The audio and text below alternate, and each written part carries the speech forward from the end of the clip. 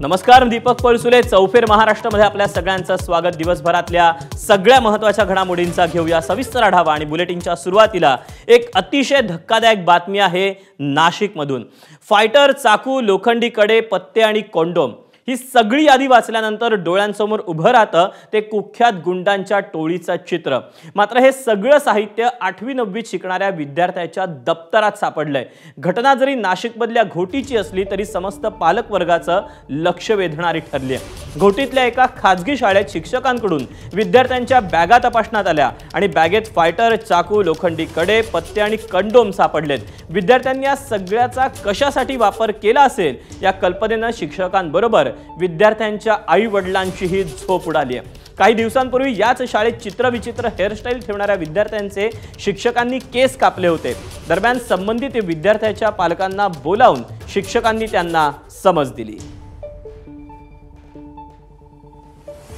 दरम्यान घोटीच्या शाळेतील विद्यार्थ्यांच्या बॅगमध्ये काय काय साहित्य सापडले आपण पाहूया।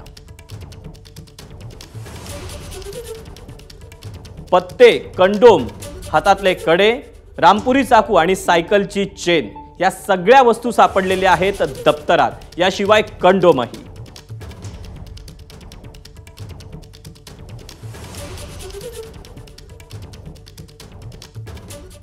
दरम्यान ज्या शाळेत ही धक्कादायक घटना घडली तिथल्या शिक्षकांनी आणि पालकांनी काय प्रतिक्रिया दिली आपण पाहूया।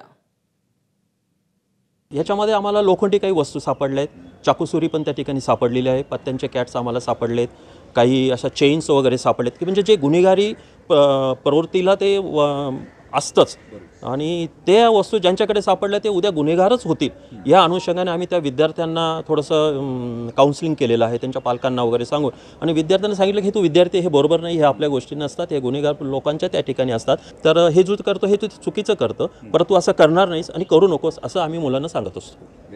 जे शाळेचे उपमुख्याध्यापक आहेत त्यांनी जो उपक्रम केला, मुलांची जी कटिंग वगैरे आहे, खरं बघायला गेलं तर ही गोष्ट पाल्यांनी लक्ष द्यायला पाहिजे। पाल्यांचं लक्ष नसल्यामुळे शिक्षकांनी जे केलं, मुलांची जी कटिंग आहे, त्यांचं वर्तणूक कसं आहे आणि हे प्रत्येक शाळेत प्रत्येकाने राबवायलाच पाहिजे ही गोष्ट आणि प्रत्येक ठिकाणी प्रत्येक शाळेमध्ये हा उपक्रम राबवायला पाहिजे। सरांचा जो उपक्रम होता तो एकदम छान होता। इगतपुरी तालुक्यातल्या एका माध्यमिक शाळेमध्ये शिक्षकांनी विद्यार्थ्यांच्या बॅग्स तपासल्या आणि त्या बॅग्समध्ये काही आक्षेपार्ह गोष्टी आढळून आल्या। तर नक्कीच ही खेदजनक बाब आहे।